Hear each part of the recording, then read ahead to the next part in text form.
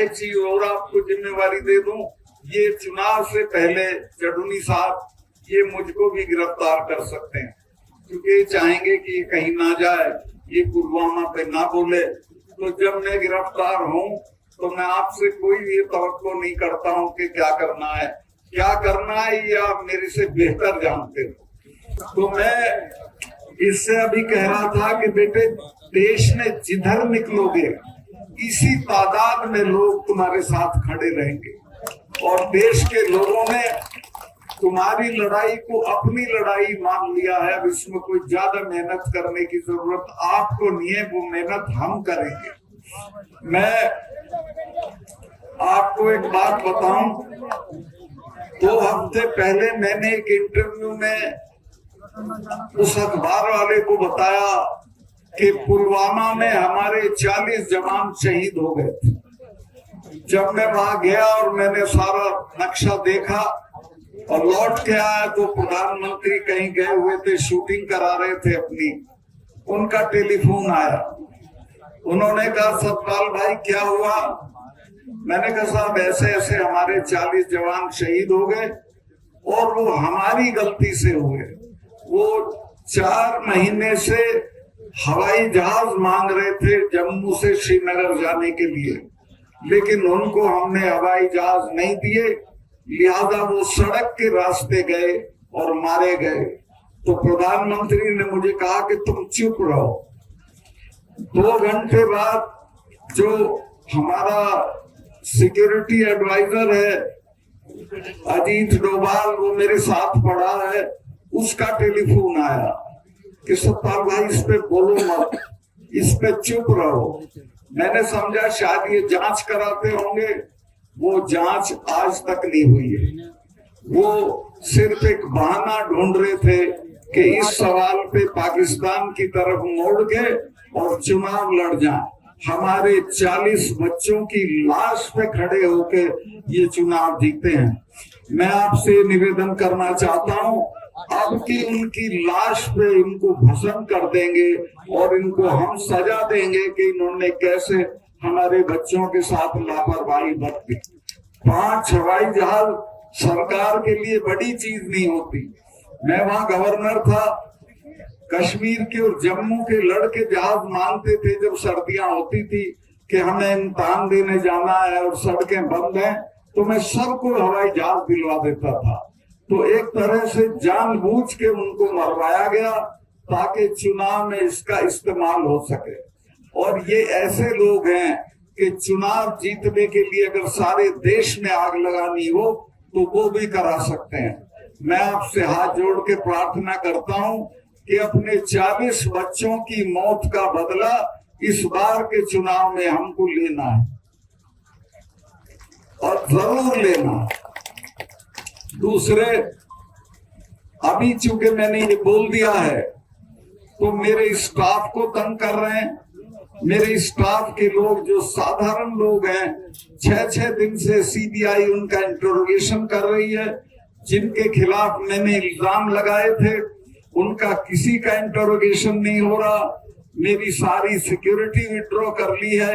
मैं 2 कमरे के किराए के मकान में रह रहा हूँ, कोई गवर्नर नहीं रहता। कश्मीर का गवर्नर जब रिटायर होता है तो उसे दिल्ली में बंगला मिलता है, उसको 70 लोगों की सिक्योरिटी मिलती है। मेरे पास 1 सिपाही है, सिर्फ 1 सिपाही है। मेरे साथ कुछ भी हो सकता है, लेकिन मुझे आपका हौसला है। मैं आपके भरोसे पे लड़ रहा हूं और जब तक इनको हटा नहीं लेंगे तब तक लड़ता रहूंगा। इन बच्चियों की लड़ाई को तो हम जरूर जीत लेंगे, मुझे कोई शुबा नहीं है। जिस तरह से देश भर में इनके लिए हमदर्दी है, ये कामयाब होंगी और कोई रोक नहीं सकता। किसानों के मामले में जब 4 महीने तक किसान खड़े रहे बॉर्डर पे तो मैं मिलने गया प्रधानमंत्री से। जेब में इस्तीफा ले गया था गवर्नरशिप का। मैंने कहा कि साहब ये 4 महीने से पड़े हैं, इनसे कोई बातचीत कर लो। तो बहुत घमंड में थे, बोले के चले जाएंगे सतपाल। मुझे गुस्सा आया, मैंने कहा साहब आप इनको जानते नहीं है, तब जाएंगे जब आप चले जाओगे। ये जो सिख भाई हैं, इनके तो गुरु ने अपने 4 साहबजादे शहीद करा दिए थे, समझौता नहीं किया था। जब मिसेज गांधी ने ब्लू स्टार किया, उसके बाद 1 महीने तक अपने फार्म हाउस पे महामृत्युंजय का पाठ कराया था। अरुण नेहरू उनके भतीजे थे, मेरे दोस्त थे। उन्होंने पूछा, बुआ आप तो इसको नहीं मानती थी? तो उसने कहा, तुम्हें पता नहीं है, जिसने इनका स्वर्ण मंदिर छुआ है वो जिंदा नहीं है, ये मुझे मारेंगे। और वो मारी गई, जनरल वैद्य मारे गए। और ये जो 3 कानून वापस हुए हैं, ये समझ लेना, ये हमारे कहने से नहीं हुए, ये डर में हुए। और अपने लोगों का मैंने कहा कि जो हमारे वाले हैं, ये तो हर 6ठे महीने लाल किले पे चढ़े रहते थे। इन्होंने तो आगरा में अकबर की कब्र उखाड़ ली थी और उखाड़ के दाह संस्कार कर दिया। तो मैं कहा, जब किसी से लड़ो तो ये जान लो कि किससे लड़ रहे हो। इनसे लड़ा नहीं जाता, कुछ ले दे के समझौता कर दो। 2-3 महीने बाद माफी मांग के वो बात मानी। और हाँ, किसान के पास 2 ही चीजें थी, एक जमीन थी और एक इनके बच्चे फौज में चले जाते थे। वो रास्ता भी बंद कर दिया। एक अग्निवीर योजना लाए हैं, जिसमें 4 साल की नौकरी होगी और उसके बाद रिटायर होके आ जाएंगे, उसको कहीं नौकरी नहीं मिलेगी, ज्यादा से ज्यादा चौकीदारी मिलेगी।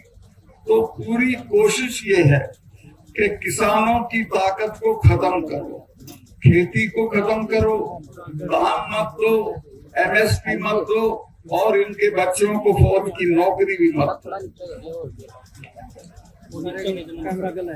मैं बहुत लंबा नहीं करना चाहता हूँ। मैं कश्मीर में था जब धारा 370 हटी थी। महबूबा ये कहती थी कि जिस दिन ये धारा 370 हटेगी, खून की नदियां बह जाएंगी। दिल्ली वाले भी डरे हुए थे, वो भी कहते थे 70 कैसे होगा। मैं कहा, आप छोड़ो मेरे पे, मैं आप इसको हटाओ। और वो मेरी दस्तखत से हटनी थी। मैंने चिट्ठी भेजी, मेरे चीफ सेक्रेटरी ने कहा कि मलिक साहब, यहाँ तो बहुत खून कच्चर होगा, 1000 आदमी मारना पड़ेगा, यहाँ के लोग तो हथियार छीन लेंगे, थानों में घुस जाएंगे। मैंने कहा कि तुम चुप रहो, चिड़िया भी नहीं बोलेगी। मैंने 4 एक्स चीफ मिनिस्टर गिरफ्तार किए, कुत्ता भी नहीं भौंका, कोई उनके उसमें नहीं आया हाथ में, क्योंकि मैंने 4 महीने तक ये किया था कि सबको अपना टेलीफोन नंबर दे रखा था। 2:30 बजे भी फोन आता था, मैं सुनता था। राजभवन मैंने खोल रखा था, जो जब आना चाहे आए, मैं मिलूंगा।